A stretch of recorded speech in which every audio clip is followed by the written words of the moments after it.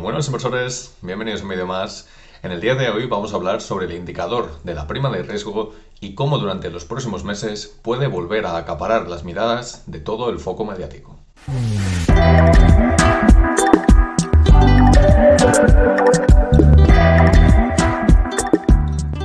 A raíz de la crisis financiera surgida en el año 2008, hubo un término, un indicador financiero, que aparecía en todo momento en las televisiones, en los periódicos, en la radio, de todos los países que estuviesen en una situación económica no muy favorable. Y esta es la prima de riesgo. Y es que durante el año 2010 hasta el año 2015, en ese periodo aproximado de unos 5 años, fue todo un noticiero continuo y un titular constante sobre este tipo de indicador. La pregunta es, ¿a qué se refiere esta prima de riesgo? ¿Cómo puede afectar a un país? ¿Y por qué durante los próximos meses puede volver a cobrar esta importancia de la que estaba hablando? La prima de riesgo no es más que un indicador que lo que nos mide es el diferencial que tenemos para financiar la deuda de un país. ¿Y cómo se mide esto? Pues, por ejemplo, si estamos hablando en el caso de Europa, el país que se toma como referencia es Alemania, ya que su economía es la más grande de todo el continente y se establece que su deuda es la más estable al mismo tiempo.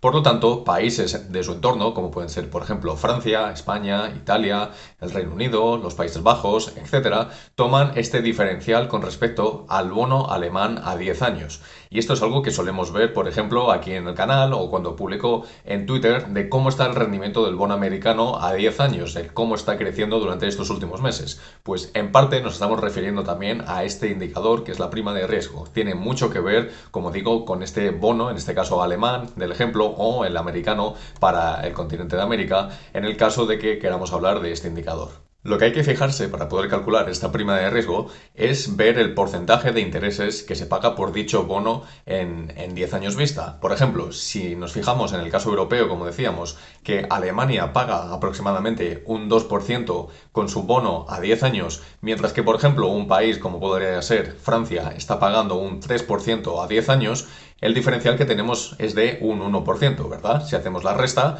pues nos sale un 1%. Pues para calcular la prima de riesgo, tomamos ese porcentaje, ese 1%, y lo multiplicamos por 100, lo que nos daría 100 puntos básicos. Pues eso es lo que nos indica la prima de riesgo. Cuanto más alta sea, significa que tenemos un gap, es decir, un espacio mayor entre una financiación de deuda con respecto a la otra, lo cual hará que los intereses de ese país, el que tenga la financiación más alta, pues los costes sean mucho mayores que el de, por ejemplo, Alemania, que estará pagando pues un 2% por financiar su propia deuda pública. En el caso de América, como decíamos, Estados Unidos es el país de referencia para esta deuda, para el bono americano, digamos, a 10 años vista. Solo que con respecto a los países latinoamericanos hay que tener en cuenta que JP Morgan nos ofrece un indicador que no se llama como tal prima de riesgo, pero se llama el índice ENVI, que son para las economías en vías de desarrollo o que, digamos, están con crecimientos superiores a la media mundial. En este sentido, podemos ver que normalmente las economías latinoamericanas suelen tener lo que llamaríamos en Europa una prima de riesgo un poco superior a la que podríamos encontrar, por ejemplo, en los países europeos con respecto a Estados Unidos. Y es que de esta forma lo que estamos midiendo es el coste de financiación y evidentemente países que no están en la mejor situación económica, como pueden ser Argentina o Venezuela en estos momentos, su prima de riesgo o su índice ENVI en estos momentos, pues evidentemente es bastante elevado. Ahora bien, ¿cómo afecta esto a la economía de un país? Es decir, yo puedo decir que tengo una prima de riesgo de 100 puntos básicos o incluso de 200 puntos básicos, pero ¿cómo me afecta esto como país y como economía? Al fin y al cabo, lo que nos está indicando esto es un gap entre los dos bonos que hemos dicho anteriormente, pero lo que nos va a hacer, lo que nos va a provocar es que durante los próximos meses las nuevas emisiones de deuda que vaya a hacer un país las vaya a pagar con unos intereses mayores de lo que estaba haciendo anteriormente. Si, por ejemplo, el gap ha pasado de ser de 50 puntos básicos a 150, esto significará que el coste de financiación de dicho país prácticamente se habrá triplicado con los intereses a pagar. Por lo tanto, en este sentido, cuanto menor sea la prima de riesgo, menores serán los intereses que vaya a pagar dicho país. Y algo a tener bastante en cuenta es que este indicador no mide con respecto al pasado, sino que es de aquí en adelante, es decir, en el futuro, ya que las emisiones de deuda emitidas anteriormente a este incremento que, por ejemplo, se está viviendo en estos momentos en ciertos países, tanto latinoamericanos como europeos, sobre todo el sur de Europa, lo que podemos estar viendo es que de aquí en adelante esa financiación aumentará, pero todas las emisiones de bonos, todas las emisiones de deuda pública que se han hecho hasta este momento no entran con esa prima de riesgo. Es decir, yo en el momento que emito dicha deuda lo voy a pagar a unos tipos fijos, es decir, no me van a ir variando en el tiempo, sino que cuando voy a pagar esos intereses no van a ir variando en función de cómo vaya evolucionando mi prima de riesgo. Y también muchos probablemente os preguntéis, ¿y esto cómo puede afectar al mercado? ¿Cómo afecta a las acciones, a las inversiones de la renta variable? Porque cuando estamos hablando de la prima de riesgo y estamos haciendo referencia a estos bonos, por ejemplo el bono americano a 10 años que ya lo hemos mencionado,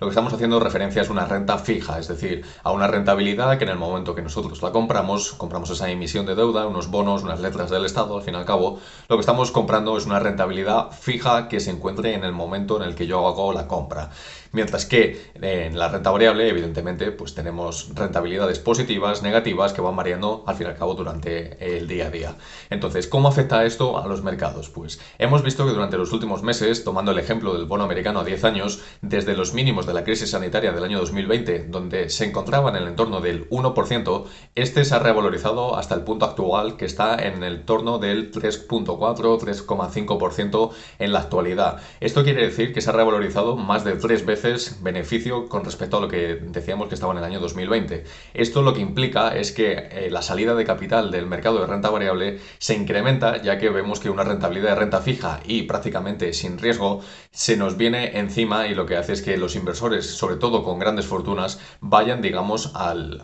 pago fijo, a un pago que puede estar incluso por encima de los niveles de inflación medios históricos, no los actuales, pero que al fin y al cabo va a salvaguardar el crecimiento de su fortuna. Además, que cuando vemos que este bono americano, tanto el de 10 años como el de 2, el de 30, etcétera, vemos que están creciendo de una manera bastante importante, lo que tenemos que considerar también es que hay un trasfondo económico detrás. Y esto significa que probablemente la economía no esté pasando su mejor momento, como está ocurriendo evidentemente en la actualidad, y lo que buscan estos grandes inversores, estas grandes fortunas, es un valor refugio, podríamos llegar a decir, que, como decíamos, nos pague una cantidad fija y nos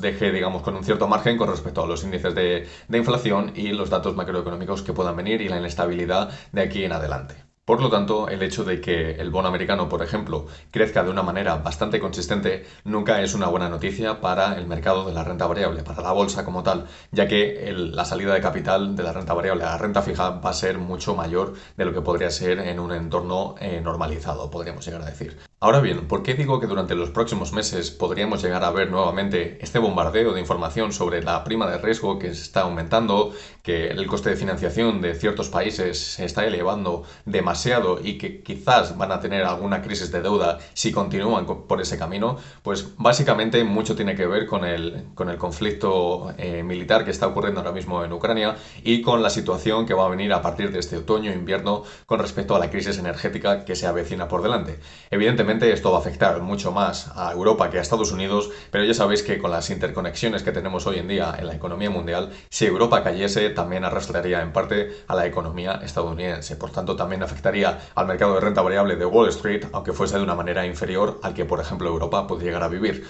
Entonces, en este caso lo que vamos a ver es que con la financiación que está ocurriendo en estos momentos, con los tipos de interés alcistas que estamos viendo, pues por ejemplo, desde el Banco Central Europeo, desde la Fed, que hoy mismo va a volver a subir los tipos de interés, y que esto lo que implica es que la economía se ralentiza cada vez más y crea más inestabilidad económica porque el desempleo puede llegar a subir, porque vemos que el crecimiento del PIB se ve ralentizado o incluso va a términos negativos. Esto lo que hace es que los bonos americanos o los bonos europeos se revaloricen y veamos cómo este gap del que hablábamos anteriormente crea una prima de riesgo en aumento, lo que provoca que países con una deuda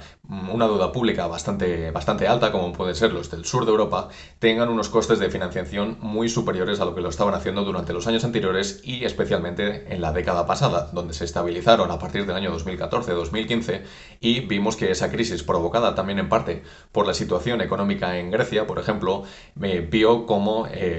ponía en crisis, digamos, a la propia moneda del euro. De hecho, en la actualidad podemos ver ya a ciertos países como por ejemplo Grecia o Italia que superan los 220 o 230 puntos básicos de prima de riesgo. Esto quiere decir que en la actualidad se encuentran en unos términos 4 veces superiores a los del año 2020-2019, donde la estabilidad era mucho mayor a la actualidad. Y es que con unas deudas, en el caso de Grecia, cercana al 200%, en el caso de Italia, cercanas al 160% del PIB, esto cuando tenemos unos tipos de interés alcista, cuando tenemos unos costes de financiación mucho más altos, lo que van a hacer es crear un incremento de las probabilidades de un default de un país, es decir, del impago de la deuda. Por lo general, este sería también otro de los grandes motivos por los que, por ejemplo, si nos fijamos en los mercados financieros europeos, vemos que las acciones, las empresas que están cotizando en dichas bolsas, están a unos múltiplos muy inferiores con respecto a los de Estados Unidos, aun habiendo habido esa gran corrección que hemos estado viviendo desde comienzos de este 2022